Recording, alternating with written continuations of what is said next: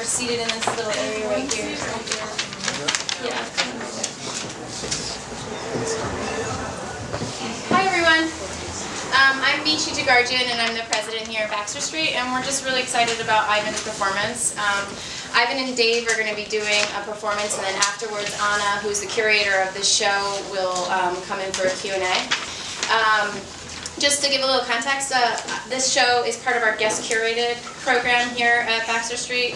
We're a nonprofit organization and we support emerging artists and underrepresented artists at a really critical time of their career. We're really excited about Ivan's show, and this performance just adds another layer to his practice that we can't wait to experience with all of you. So with that, I will pass it over, and please feel free to ask me any questions afterwards, and there's wine in the back too. Okay, thanks.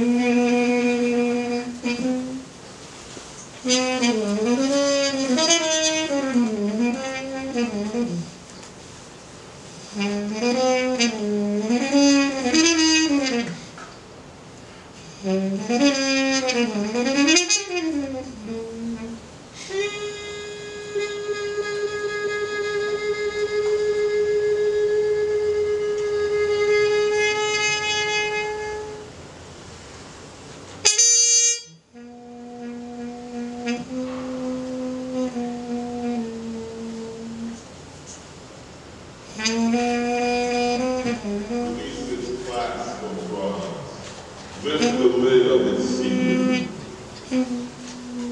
Open. Open. Open, open, open, open,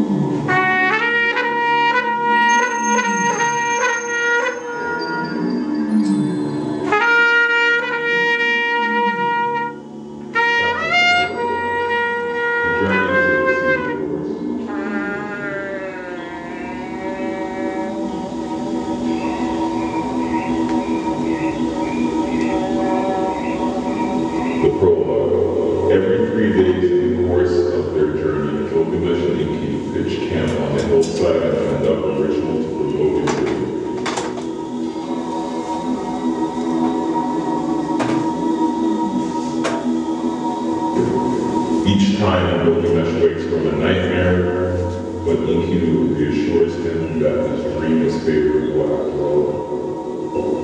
After at least 5 such dreams, the heroes draw near to the forest of cedar. Shamash advises a speedy attack in order to catch unawares the ogre and Java.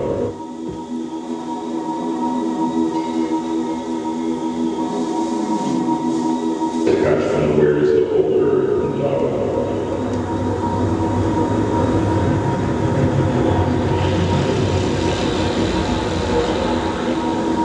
Guards the cedars with luminous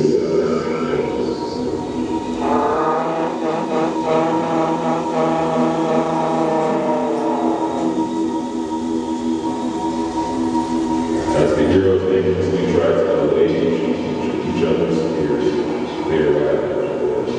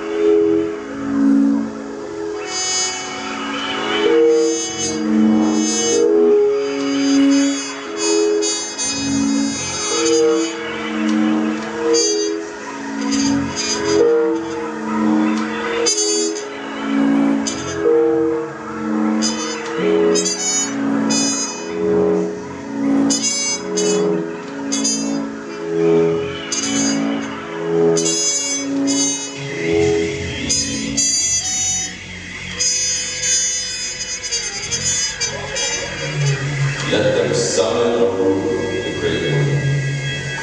She was created that mankind so numerous, that her create the equal of Gilgamesh, one mighty strength, and let him abide so may be rested. They summoned the great one. You are the ruler created mankind. Now fashion what anew has thought of.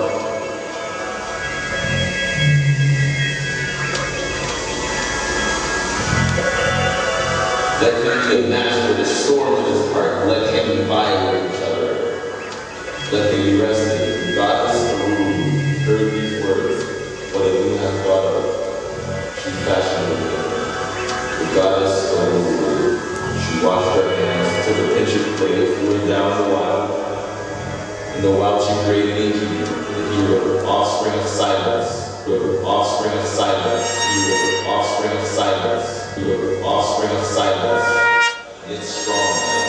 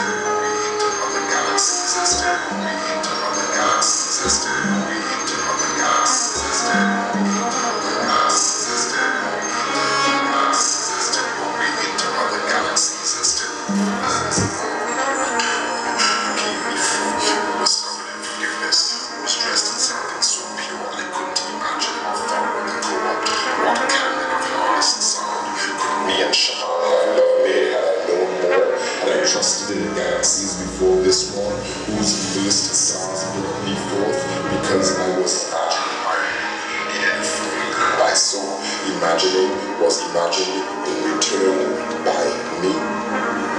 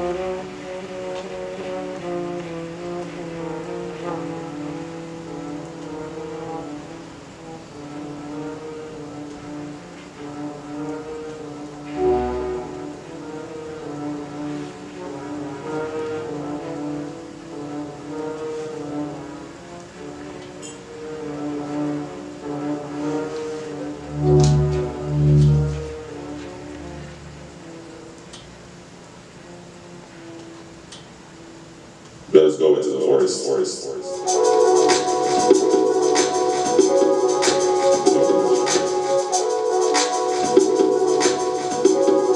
We stood there marveling at the forest, observing the height of the cedars, observing the way into the forest. Wherever Baba came and went, there was a track. The paths were in good order, and the way was well traveled.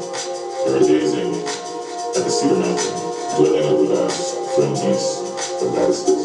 On the face of the man, the cedar was proffering its nose. Sweet was its shade, full of light. All tangled was the thorny undergrowth of the forest, the thick cotton. Cedars and velvet fruitful trees were so entangled that no ways into the forest. For 1 league on all sides, cedars sent forth sapling cypresses for 2/3 of the league. The cedar was staked with lumps of resin. Built to 60 cubits height, resin oozed forth, drizzling down like rain, flowing freely for the beams to their way. Let us go into the forest. Through all the forest, the bird began to sing.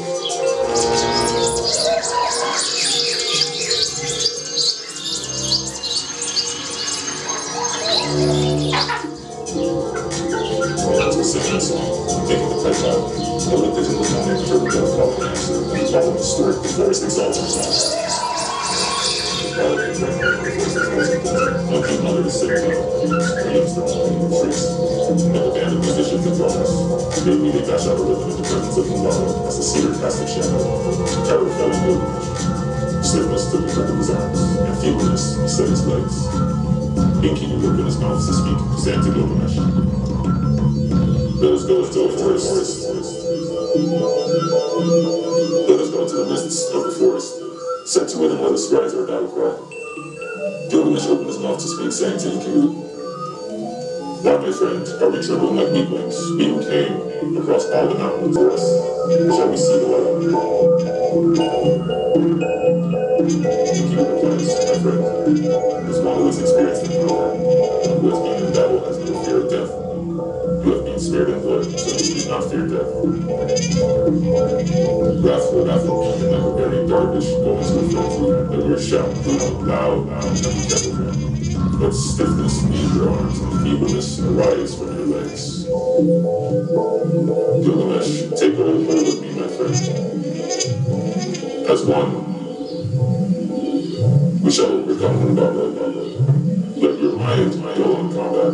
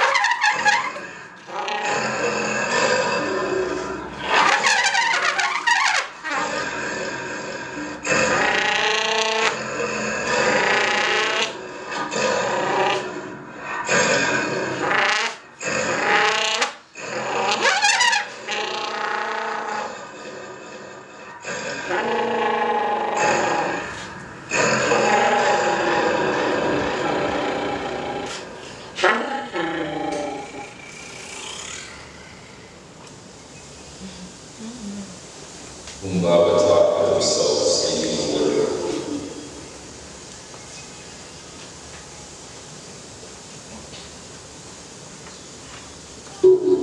Did not a bird tree, did not a monkey, did not a bird hum, did not a monkey tree? Why are the animals out terror? Why are my own cedars in terror for an vision, howling in my very bed as one come? For sure it is angel. And in goodwill he has returned to me, if a word to speak with me, or if with ferocious anger he comes, may inly curse he will open his mouth to speak, saying to Gilgamesh, my friend, one friend is one alone, two or two.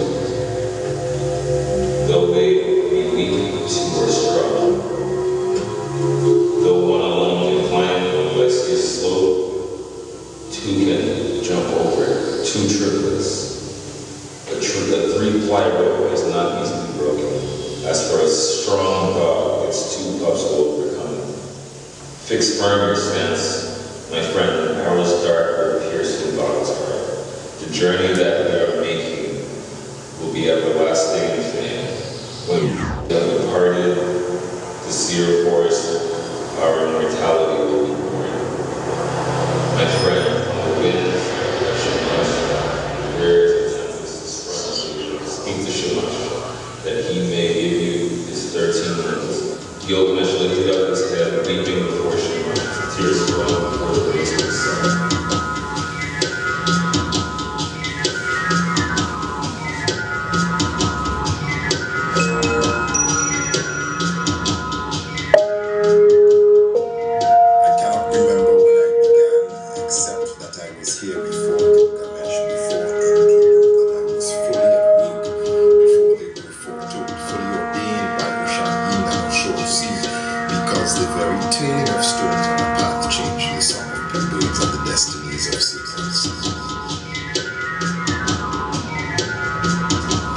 Chosen and made as most ferocious attendant to detail, prospected apprentice to gods as aspect of God, even MPD, the black man, the friend of streams and animals, the believer in bass, deep sound, and the inventor of freedom, was placed under my care.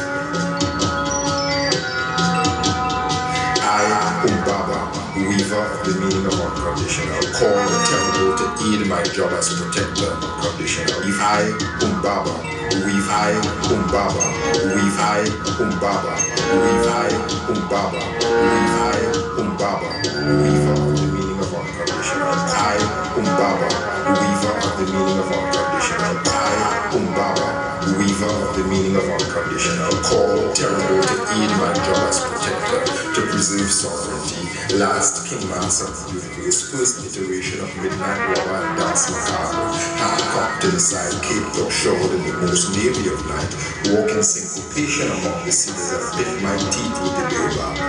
Forget that to come here is folly, and that both of them ought to get mashed up fine.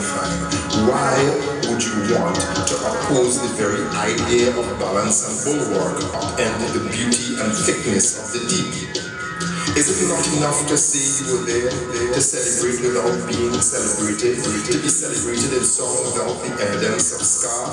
Every future music is growing and growing, every tiny talent excoriating joy for a reed, every drop step falling into a pothole of bass, every fire lit under steel to mimic cello, and the peals of free peoples singing my name, Humbaba. The band shouts Humbaba, it rolls Humbaba, so profundo and Dante accelerando a la marcia. These boys about to know the 1,000 ways to pass thunder borrowed from and improvised on by cousin Shango himself.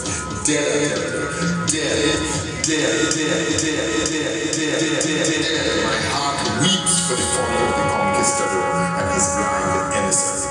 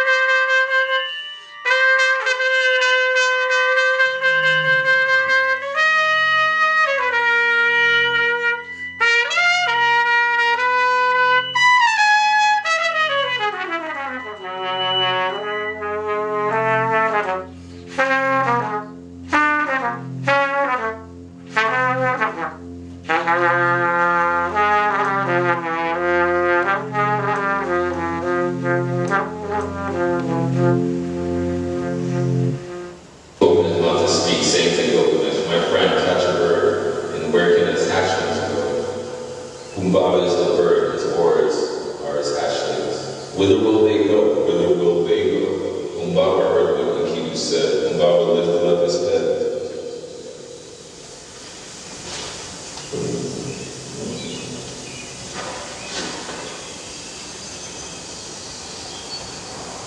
Umbaba lifted up his head, weeping before Shamash, his tears flowing before the rays of the sun. You did enter, O Enkidu, to betray me. In the clash of weapons, a prince you called out, but for his palace retainer hostilities. You sit before him like a sheep before a shepherd, and like one at his beck and call. You obey. Now Enkidu, my release rests with you. Speak to Gilgamesh, so he spares my life. Enkidu opened his mouth to speak, saying to Gilgamesh, my friend Umbaba, the guardian of the forest of cedar, finish him, slay him, do away with his power. Umbaba, the forest guardian, finish him, slay him, do away with his power. Before Enli, the foremost, learns about it, and the great gods become angry with us. Enli and Nightbird, Shamash, and Marsa establish an eternal bond. How Gilgamesh slew the fearsome Umbaba.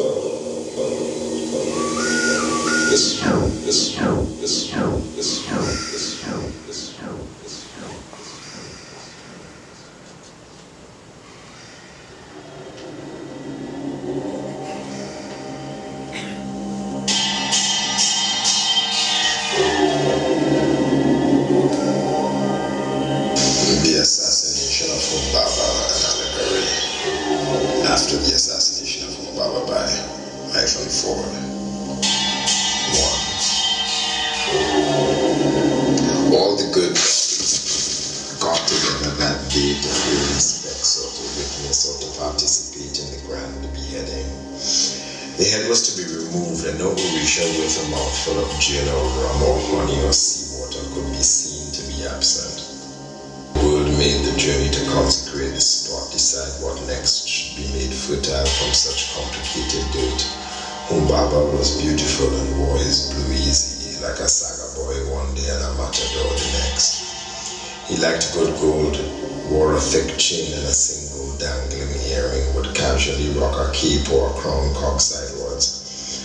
Women said his name in clusters and it sounded like a ballad, so he came to know himself as a song. He thought nothing of referring to himself as a note, or if he was feeling thunderous or was deep in his waters, a whole chord progression. And then it could be a noise in the key of steel dragging across concrete, a strong woman's guttural orgasms, a yard full of cruel children shrieking. It's not that no one ever told him they were coming, that he would be found guilty. He was always asking of what he couldn't imagine, that he would be sentenced to death.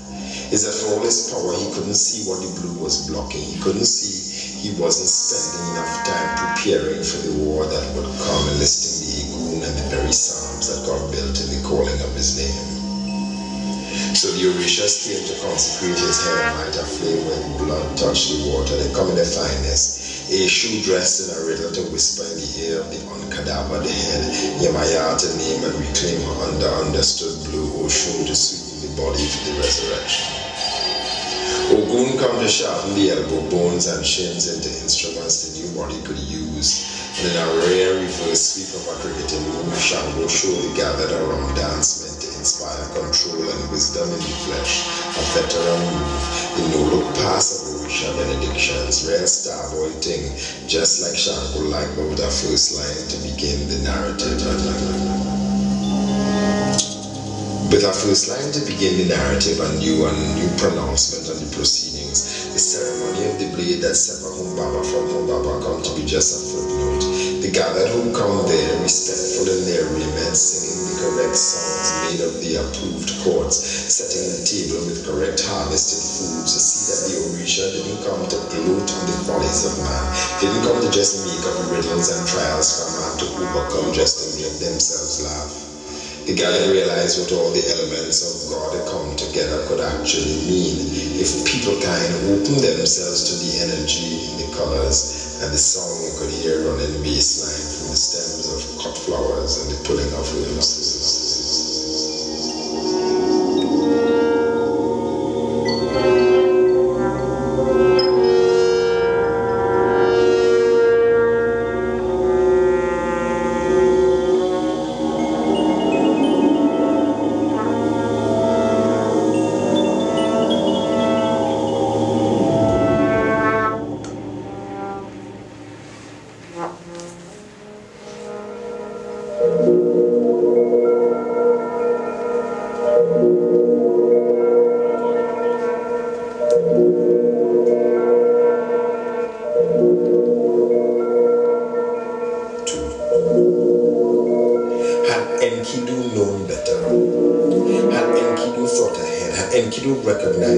writing the history of the world that his life is the breath of a revelation's horseman, that more than being turned into man, he was sent as a savior, son of the Most High, revealer and forgetter of the speech of animals, revenant of the most significant doer of Oshun, definer of human will. He would have led Gilgamesh to the sea, away from Baba the terrible, away from the first assumption of the body of man, the Anansi conundrum that to recognize the world and name it is to begin a deconstruction of the cellular self and try to pronounce God and mash up everything. A simple offering to Ogun, maker of roads, the one who tunes machetes on a blues riff scale and sings along until Duende is undone, the one who poets to make peace with the grinding of gears of steel and iron and the song of megabytes, the one they call blind Samson of the engine room, would have defined to Enkidu that there was more at stake in the love he shared with Gilgamesh than the complex folly of murdering Umbaba. He had been tricked once and survived, already knew that to be dragged into Najabless nonsense is a simpler penance than rattling the braided bars of Papa Boa's self-imposed cage. Familiar with Humbaba's mandate, Enkidu had to surmise his own death was among the consequences of Gilgamesh's rash and headless surge into the future in search of immortality. After all, hadn't Enkidu himself survived the mountains and plains and streams, the ecological inclination of predators to separate marrow from body? 3.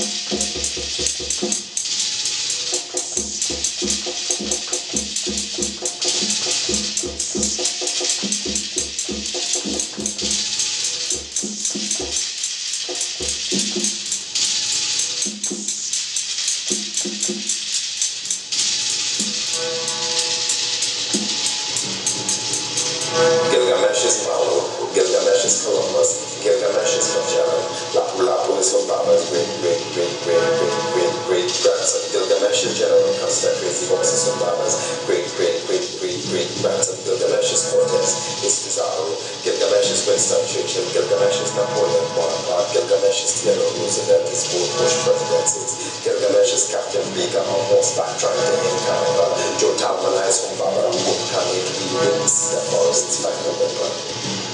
Enkidu is Walter Rodney, Steve Biko's Dead Man Bessie is Nature, Jean-Jacques Descending is Hal Malik Shabazz, sloppy analogies, just like Gilgamesh finding his way eventually. One day, after everything in search of legacy, in search of a name scrolling on a wall of blended marble, Enkidu buries his clothes in search of beauty, misunderstanding his own, leaves the labor on the record, traces breaks and beats, and naive bring his frames to rust in the rain. What verses is now from Baba's final unscattered, the dirt below and guy of blood and last song of gratitude.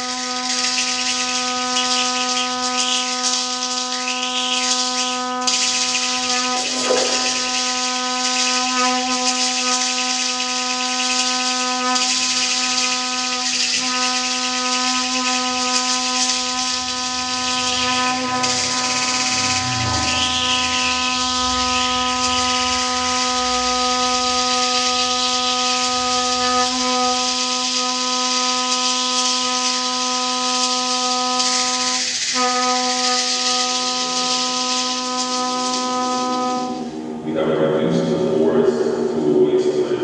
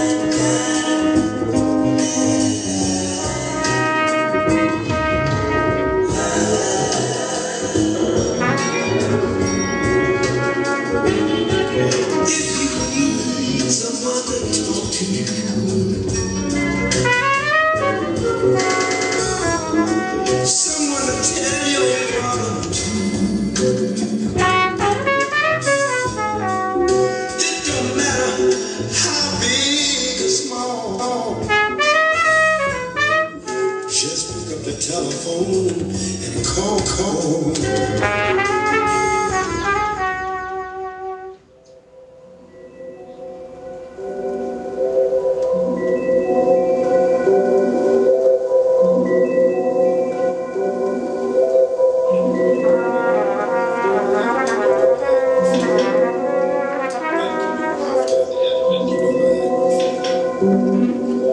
What a time to return a man to the understood beyond through a portal which made ashes to ashes and a woman's pleasure power all contained in the blue-light moon of her engorged clitoris. Through a door to disrepute, the man is led into death. Does that door go, and with it all the small deaths too? In all worlds there is an Eve lurking to teach man he is not innocent. Imagine how old woman must be, how much like the vast unknowable beauty of the blue black night she must always be to help man solve this wicked riddle before he go unlocking doors to drive him mad. Imagine a man at the other side of a forest he didn't have to cross without the forest say so. Imagine a man in conquest over life with no smooth deaths nicking him to demise in slow blood, with no mocking to make him humble in the face of the first unknowing. So it have to be with Enkidu, so naive as to nearly be arrogant. Pussy hates the inexplicable paradox, and man, unable to explain its vastness, builds narrative in allegorical prayer and calls it worship. Man flex a simple story, one easy to sleep with come night, and riddle like this. Man was one love with eternity. Man knew nothing of the perils of night because dealt with woman, and next thing you know, pressure. Imagine Gilgamesh finally beginning to understand, telling that easy story on a corner stool by the bar, singing songs in memory of his friend, guide, slave, beloved, buying wrongs for the whole snacket, crying into the rum and dancing. Didn't know that the chance for fullness don't even reach him until Enkidu, blessed for the first time in a woman's suite, come to show himself to himself. First time Gilgamesh understand that what was sweet consecrated him, and still He built a golden statue rather than save glory. Still figure out a way to self-venerate rather than tell the correct story, rather than hide the truth, that he used the best part of his nature as foil to destroy nature and massacre Ishtar's bull at once. What a move. To exploit woman rampaging power to harness Enkidu to defeat Humbaba, and then use Enkidu himself to destroy that rampage.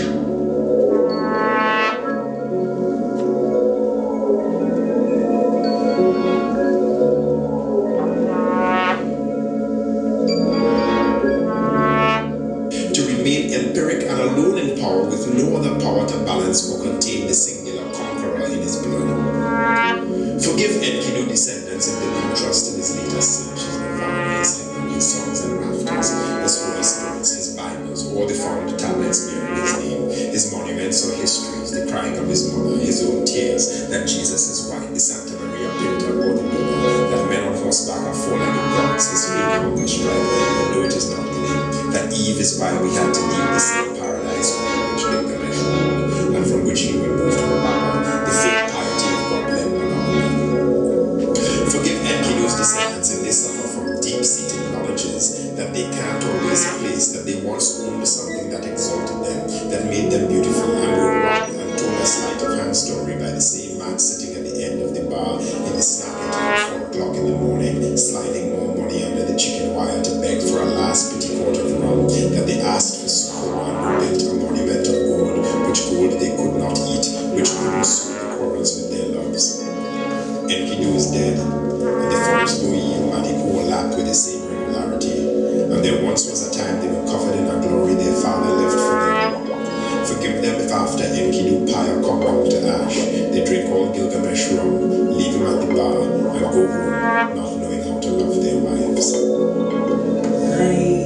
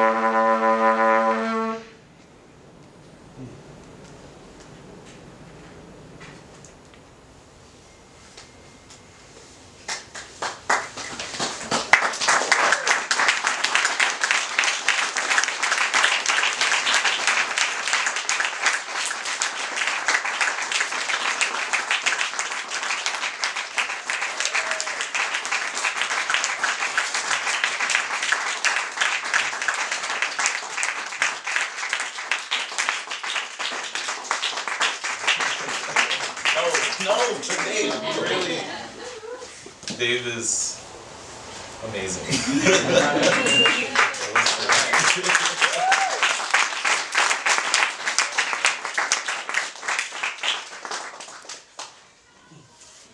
Yeah, thanks for coming.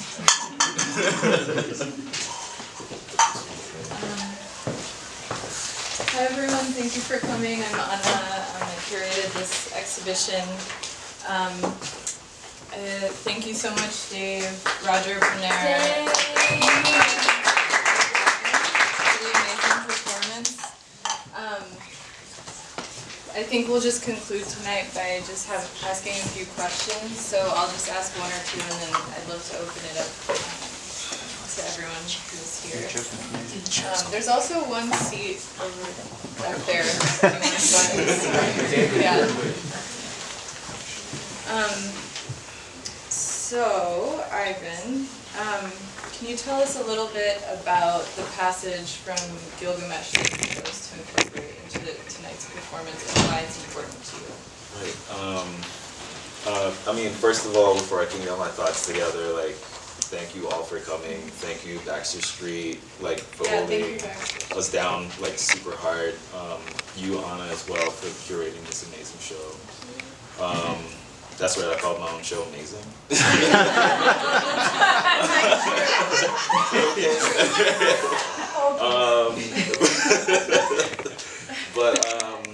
But the passages that I was really looking at was really in the middle section of the story. And after a year of getting into doing this project and dedicating my time to the Epic of Gilgamesh, a new chapter just arrived, right? So it was like, it was sort of like a new episode to like the oldest TV show like ever, you know. And that was really exciting. And in that new chapter, it really illuminates aspects of Humbaba and Enkidu that modern readers never really knew. Before, Humbaba was thought, as the forest guardian, was thought to be like an ogre or like a monster or something like that, but he's actually not. He's a person with feelings. He appreciates the music of the forest. The forest is, in a way, his partner and companion. And he has 7 sons also. So he has a family, and we understand that Gilgamesh and Enkidu, it's a very complex relationship. And what they're doing is, it's not really heroic at all, really. So it's, for me, it was like rereading that and then really wanting to go deeper with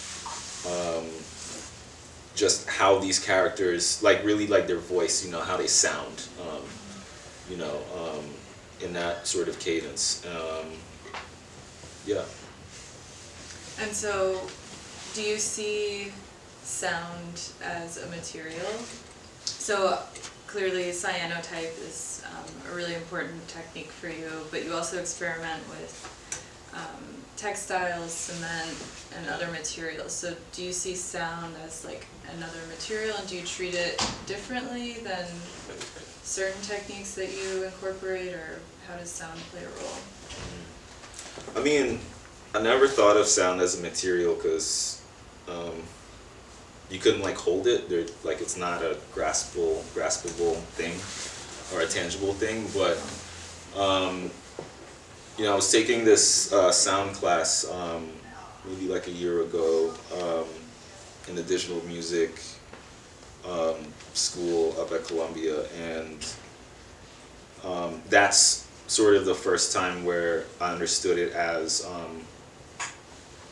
a material that you can stretch, you can fold, you know, you can chop up, you can make it hard or make it sound like steel or make it sound like water. And that, like, to me, that really opened up a lot of possibilities, because I was at that time like trying to get into sculpture and just think about space in a different way. And what I was doing at the time was sculpture, I just didn't know.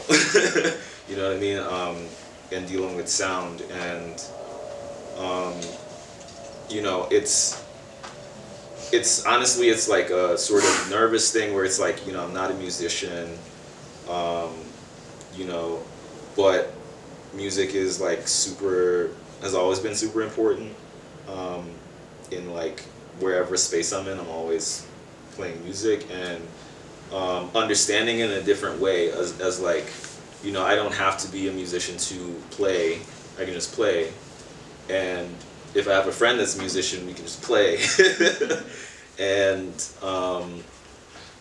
you know, and it really helped me to read even deeper into the story, because then I sort of can not only like create the landscape for it to then perform in, but then I can create, you know, sort of what that landscape would sound like, you know, what this assassination scene would sound like, you know, what Gilgamesh and Enkidu would sound like together, you know.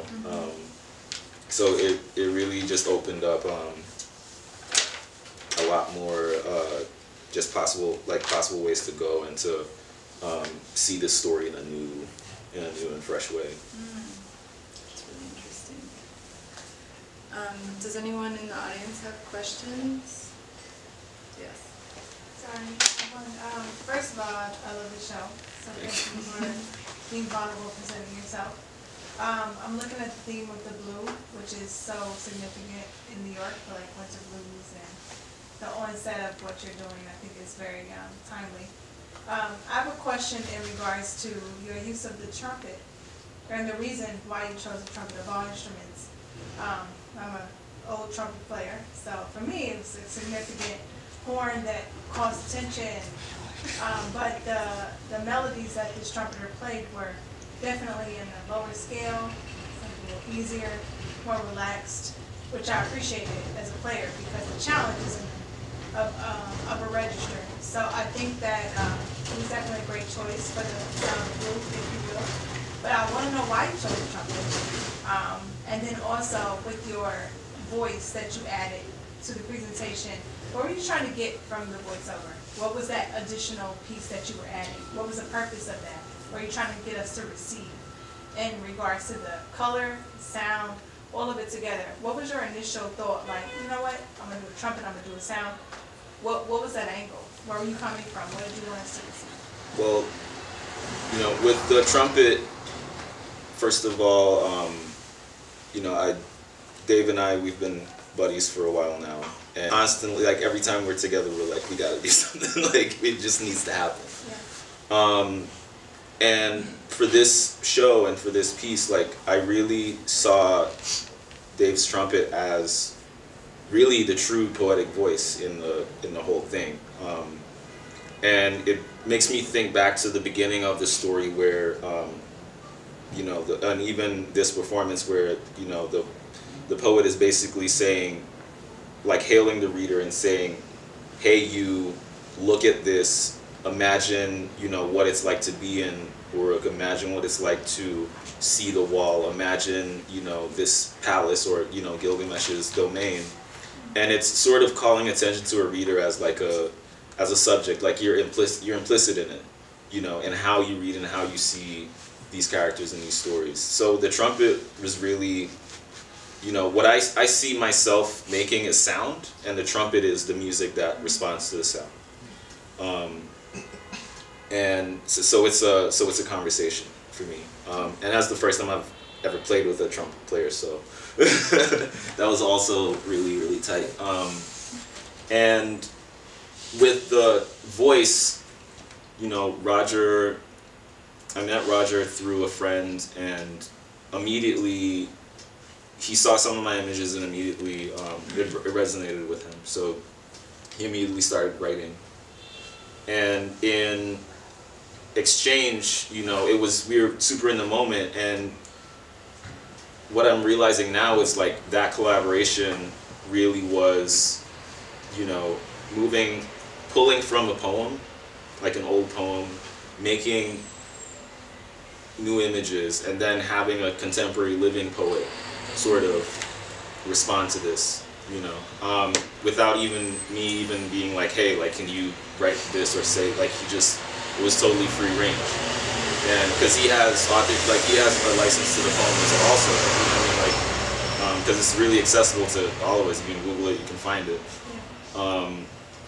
And, you know, with his writing, and then, you know, sort of recording himself reading his writing, that gave me an opportunity to respond back with a score, in a way of like how he responded to my thing, I can respond to his in the same sort of way. So it was really about, you know, going back to how this like first collaboration between Enkidu and Gilgamesh can happen, you know, and what you do with, you know, the responsibility and the quote unquote power that you have, you know what I mean? And so, you know, what I wanted people to, what I wanted you all to get out of this really was to be able to come into the space that, you know, I created. You know, it's really just opening a door or, you know, or a window and like hearing like your neighbor play music or whatever, and you're like, oh, okay, that's their vibe. You know what I mean? I love the collaboration of the multi-dimensional layers of blue. That's what I got from it. I don't know what y'all got from it. But as I was listening, I was realizing the air of what blue means in so many different ways. And, you know, with Kind of Blue being one of the most famous albums ever, Trumpet, it just all kind of varied for me. So I appreciate your collaboration. I think it was a great extension to your artistry to add that layer. And I like it. I hope I can see it again. Thank you so much. Thank you. Yes. Yeah, I was wondering how that sound and rhythm is playing a role in the choice of composition in making the work, because I do see as well as different gestures in the work, the way you choose the brush in the piece. So how do you use that sound and rhythm in composition in the making of the works? In the making of the visual works? Right, yeah, the visual works. Well, you know, in the studio it's, you know, music is going all the time, and it's usually like funk or soul music or, you know, whatever weird thing. But I also like record things and loop things, so it'll be like a loop for like a day or something, you know, or like I'll just have something loop and leave the studio and come back to it still going. So there's that sonic rhythm happening in the studio anyway, and I feel like it really calms me. I can get like high strung sometimes when I have to like make a decision in a work. And, you know, the prints are, for the most part, unique. Like it's, you know, it's basically going back to the beginning of the process to start it again. And I never get it in one shot anyway, but, you know, shooting myself in the studio, performing, doing these gestures, it's all to some kind of music and sound. And I'm really taking a chance because I don't know if it's going to work out. I don't know if these gestures will look, you know, sort of just foolish or whatever, or they don't match the sort of emotional intent behind the work that I'm pulling from, you know. So there's that also. So it's really like a process of discovery, really, and just being in rhythm, showing up every day, and, you know, and really just listening. And I think, like, you know, especially with the gestures in the work, and like with me, with my hand so much in the work, it's it really helps to keep a certain level of balance, like having, you know, sort of, let's say, you know, like a funk song playing or something, you know, by like James Brown or like Sherelle, you know, or like early 80s synth pop music that's really fast, that I can just really make, like, you know, the gestures on that face in the back, you know, just really be in tune with that. You know, I think it somehow comes out, you know, whatever rhythm your heart's moving at comes out. Yeah, I do see it clear in the work, especially also in this large textile, which is sort of like all included. But just as a spectator, I do feel that rhythm you're talking about it, and it's just sort of like an emotion connecting myself with a piece, which is which is great, which is what's making the work strong for me to look at. Thank you. Thanks.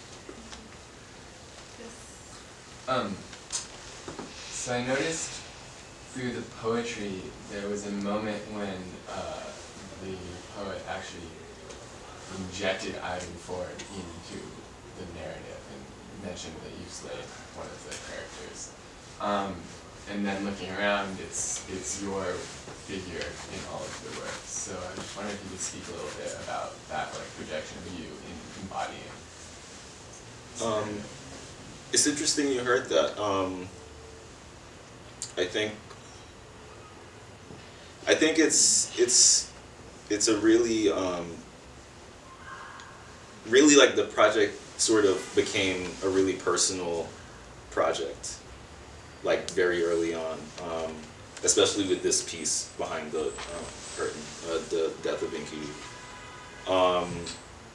where, you know, it's, I don't always think of these as self-portraits, right? But inevitably, like, it is. And in this scene, you have somebody mourning somebody that's you know, passed away, and but they're both me at the same time. So, you know, with that image, like, I made it, and it really struck a chord, and I put it away for a really long time. Like, literally, I made it in like 2015 and put it away up until the show. Like, I didn't want to see it, and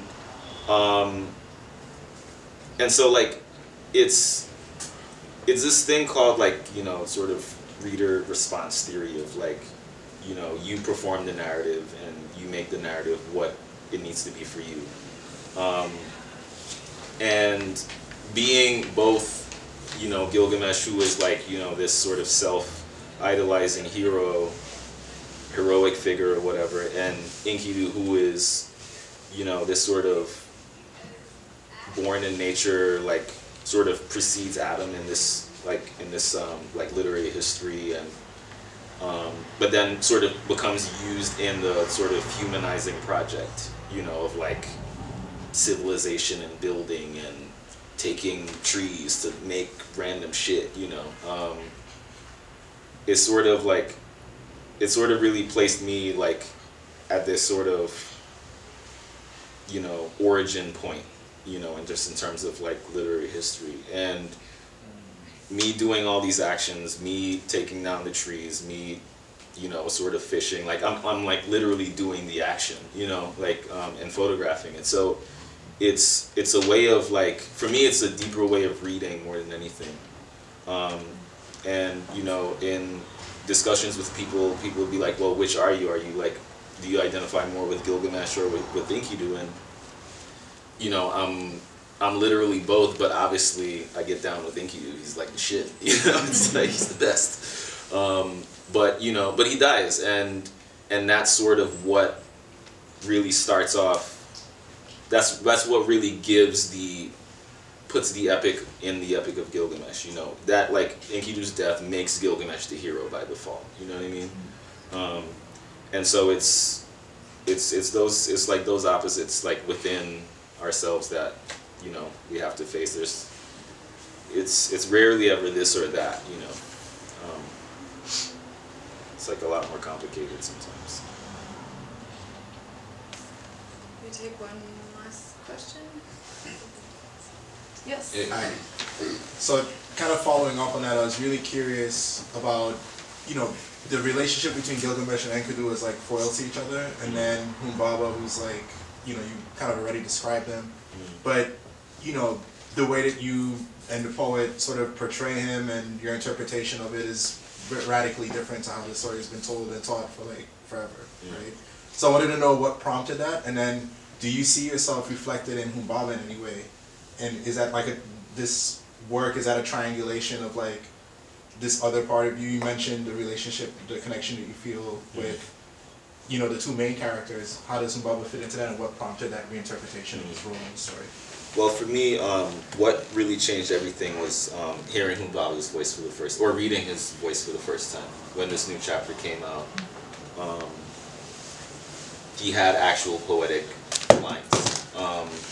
And that really shifted a lot, like, in the direction of where I was going.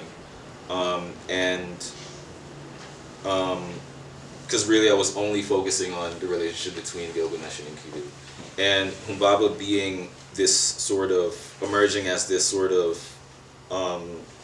new character with, is like, my forest is bothered and perturbed, like, who's here? Is it Enkidu? Because they had a relationship before. Enkidu and Humbaba. Enkidu basically grew up with Humbaba when he was young in the forest, and was doing his own thing, but then was captured and brought into the city or whatever. So it's a really deep,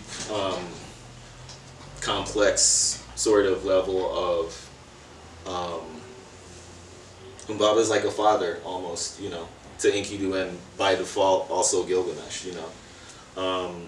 and I made a portrait of Humbaba in a way that's very different from the way I was making portraits of Gilgamesh and Enkidu. It's the one with the like metal can and cloak. So I think like I relate to Humbaba in that he's the like sort of the poetic like ear. He's like a listener, and a deep listener, and he's sort of this the forest and the animals and the sounds and the cacophony that it makes. He enjoys that, so so by default he's human. You know what I mean? He's not this monster. Because if you can enjoy music, then there's some level of humanity in you. And with Roger and I, he really, from our discussions and the work, he really honed in on Humbaba as a figure, and was really likening him to other mythic characters in the Orisha tradition and Papua Bois, yeah. So he's sort of seeing Humbaba as this, in the same way that Enkidu precedes like the like Adam in literary history. Like Humbaba is this sort of early figure that predates a lot of these traditions, and it's sort of, we were just talking about like how these things sort of not only become stories but then show up everywhere, and like wherever there's a forest, there's some kind of guardian figure. So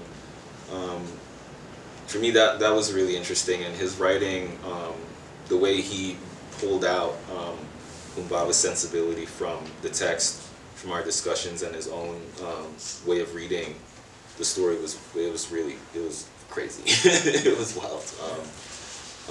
Yeah, he's really brilliant. He's based in Chicago and he couldn't be here tonight, but yeah. Big up, thanks. Yeah, no doubt. Thank you again, Ivan, Dave, Roger.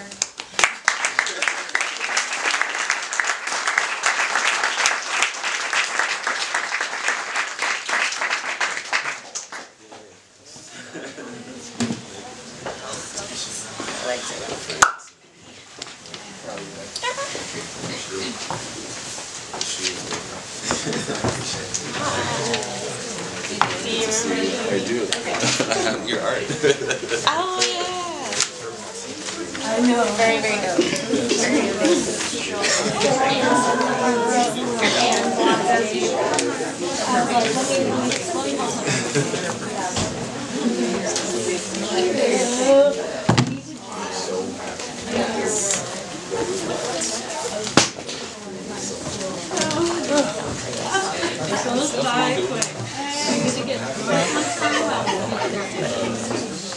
That's the last time. I had this one. You got to on my phone. You got to leave it? There was. Are you leaving? Why are you asking? I'm going to get some wine. I haven't looked at anything yet. That's what I heard. What?